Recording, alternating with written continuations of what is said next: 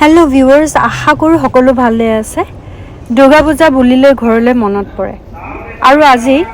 দুবাইত সুন্দৰ নীতি নিয়মৰ মাজেদি হোৱা কেইখনমান দুৰ্গা পূজা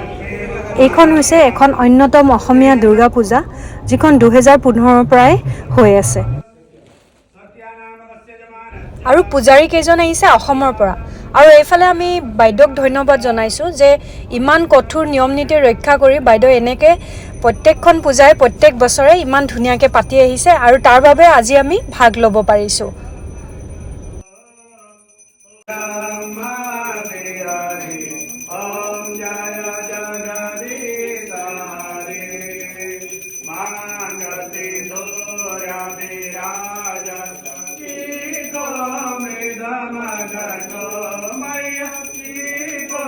আৰু এটা বস্তু দেখি ইমান ভাল লাগিলে পূজাবাক অৰ্গানাইজ কৰা হৈছে অসমীয়াৰ পৰা কিন্তু ইয়াত ভাগ লৈছে বেলেগ বেলেগ জাতি মানুহে যেনেকে নেপালী ৰিলিজন হওক বা বেংগলী হওক বা বেলেগ বেলেগ হিন্দী ভাষী সকলে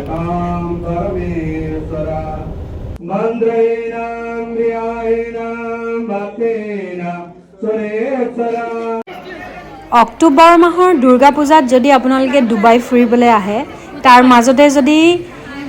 দুৰ্গা পূজালৈ বহুত বেছিকৈ মনত পৰে যে অসম যদি আপোনালোকে ফিল ল'বলৈ আছে নিশ্চয় আপোনালোকে এবাৰ ভিজিট কৰিব বৰডুবাইত অৱস্থিত এই অসমীয়া দুৰ্গা পূজাখন একেবাৰেই মানে আপোনাৰ নালাগিব যে আপুনি অসমত নাই আৰু এই অসমীয়া পূজাবাক ইয়াতে শেষ কৰি এতিয়া আমি ওলাম দুভাগ আৰু বেলেগ পূজা চাবলৈ এভাগ হৈছে আপোনাৰ অনলাইন নামৰ এটা জেগাত অৱস্থিত আৰু এখন হৈছে সকলোতকৈ পুৰণা বেংগলী কমিউনিটিয়ে পাতা আজমানৰ পূজা এইখন হৈছে অনলাইনৰ পূজা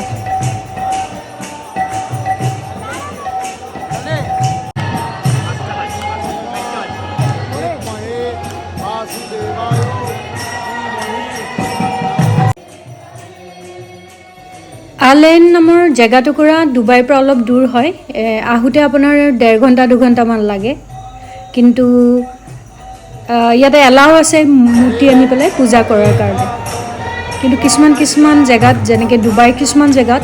এনেকৈ মূৰ্তি আনি পূজা কৰা এলাও নাই সো বহুতে ফটো বা ঘট প্ৰতিষ্ঠা কৰিয়ে পূজা ভাগ কৰে আৰু একেটা পূজা মণ্ডপৰ ভিতৰতে সাইডতে কিছুমান কালচাৰেল এক্টিভিটিজো হৈ আছিল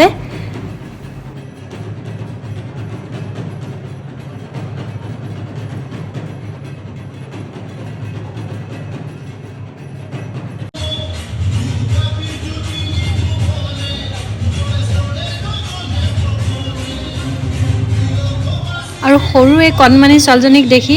নিজৰ দিনবোৰলৈ মনত পৰে নহয়নে যেতিয়া স্কুলত আছিলো কলেজত আছিলো এনেকৈ ষ্টেজত আমি প্ৰগ্ৰাম কৰিছিলো এসময়ত আৰু এতিয়া আমি নেক্সট আহিছো আজমান নামৰ জেগাটুকুৰা পূজাখনলৈ আৰু এইখন পূজা বাংলাদেশৰ হিন্দুখিনিয়ে পাতে আৰু এইখন পূজা হৈছে সকলোতকৈ পুৰণি পূজা ডুবাইত কিমান বৃহৎ কিমান ডাঙৰকৈ এই পূজাখন পাতিছে চাওকচোন আৰু ইয়াত নানা দেশৰ নানা ধৰ্মৰ নানা জাতি কুলৰ মানুহ সকলোৱে একেলগে সেলিব্ৰেট কৰে আৰু ইয়াত বাহিৰত যেনেকৈ আমাৰ অসমত ষ্টল লাগে পকৰি সিঙৰা গোটেইখিনি সুবিধা ইয়াতে পাব